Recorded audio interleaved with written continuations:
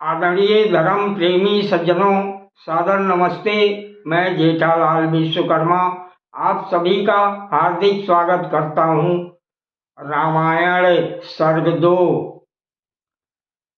देव ऋषि नारद जी के मुख से इस वृत्तांत को सुनकर महर्षि वाल्मीकि जी ने अपने शिष्य भारद्वाज सहित नारद जी का सत्कार किया।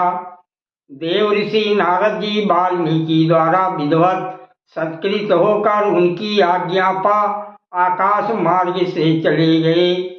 नारद जी के देवाश्रम चले जाने के पश्चात महर्षि वाल्मीकि जी स्नान के लिए गंगा के समीप तमसा नदी के तट पर पहुंचे। नदी के समीप ही उस वन में महर्षि वाल्मीकि जी ने मीठी बोली बोलने वाले, सर्वदा साथ रहने वाले एवं विहार करते हुए क्रोच पक्षी के जोड़े को देखा। इतने में पक्षियों के शत्रु एक व्याध ने मुनि के समक्ष ही उस जोड़े में से नर क्रोच पक्षी को मार डाला। क्रौंची व्याध द्वारा मारे गए रक्त से लथपथ और पृथ्वी पर छटपटाते हुए अपने पति को देखकर करुण स्वर में विलाप करने लगी। व्याध द्वारा मारे गए उस पक्षी को देखकर धर्मात्मा महर्षि जी का हृदय द्रवित हो गया।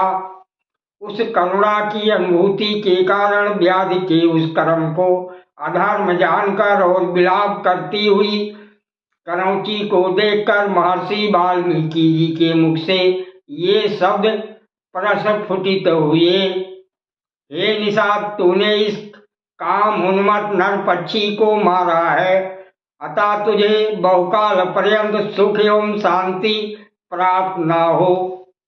मां निषाद इत्यादि कहकर और हृदय में इसका अर्थ विचारने पर महर्षि वाल्मीकि जी को बड़ी चिंता हुई कि इस पक्षी के दुख से दुखित होकर मैंने क्या कह डाला।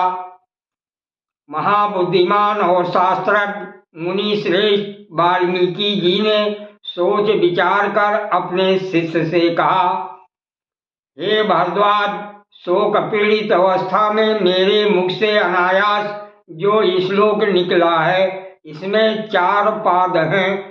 प्रत्येक पाद में समान अक्षर हैं और बीड़ा पर भी गाने योग्य है। ये रचना कीर्ति बढ़ाने वाली हो, इसमें कुछ भी अन्यथा ना हो।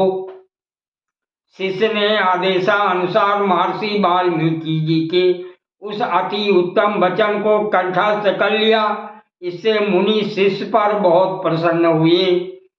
तदंतर मुनिवर उस तीर्थ में यथाविधि स्नान कर और उसी श्लोक पर विचार करते हुए अपने आश्रम में लौट आए।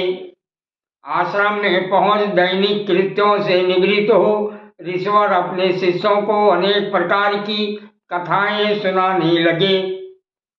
इसी बीच ब्रह्मा जी वहां आए और महर्षि वाल्मीकि जी से बोले, तुम श्री राम के चरित्र का वर्णन करो, जैसा कि तुमने नारद जी से सुना है।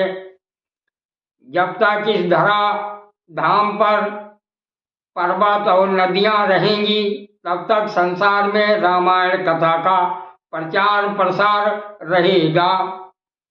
शुद्ध अंतःकरण वाले महर्षि वाल्मीकि जी की समझ में ये बात आ गई कि ऐसे ही श्लोकों में मैं संपूर्ण रामायण काव्य की रचना करूं। देव ऋषि नारद जी से श्री राम का चरित्र सुनकर महर्षि वाल्मीकि जी ने धर्मार्थ से युक्त सर्वजन हितकारी श्री राम के जीवन की घटनाओं को उत्तम प्रकार से एकत्र करना आरंभ किया।